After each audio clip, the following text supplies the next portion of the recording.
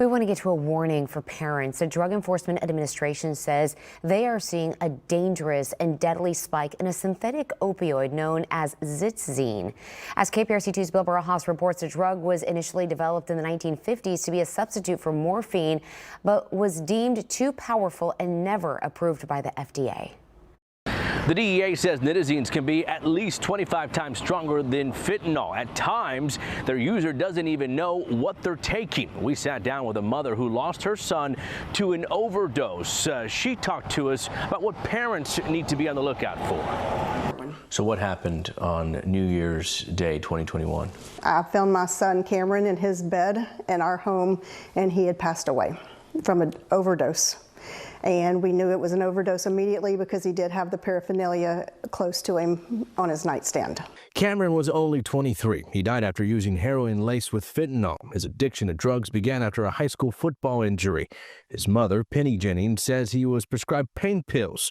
Over time, that developed into a much bigger problem. We went in and out of drug rehab, sober living houses, and the thing about opiate addiction is it's a very powerful drug. It changes the chemistry of your brain. When Cameron passed away, you mentioned it was the peak of fentanyl in our country. There's been a crackdown on fentanyl, and now we're seeing, according to the DEA, a new drug, a new opioid. As a mother who's been through this drug is supposed to be more powerful than fentanyl. What are your thoughts? Where does your head go? It's scary because it's obviously so easy to get it. The DEA says the number of overdoses from nitazine stands at 15 here in Houston, a 57% increase from November to February. There's also been 11 seizures associated with the drug here in town. What do you attribute this rise? Is it because there's been a crackdown on fentanyl? So we are seeing it produced in China, and then it's purchased and then smuggled into the United States in parcels.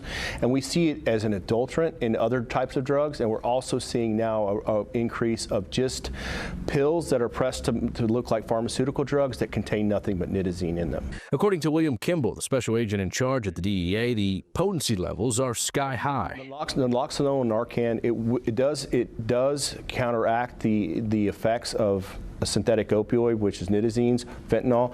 It's just so potent it might take multiple dosage units to actually have that impact. Because those drugs are so potent, Jennings says parents should keep a close eye on their children. She now spends her time volunteering with the Montgomery County Overdose Prevention Endeavor, or MCOPE, a nonprofit set up to help prevent overdose deaths and to help families dealing with substance use. In Southwest Houston, Bill Barajas, KPRC 2 News.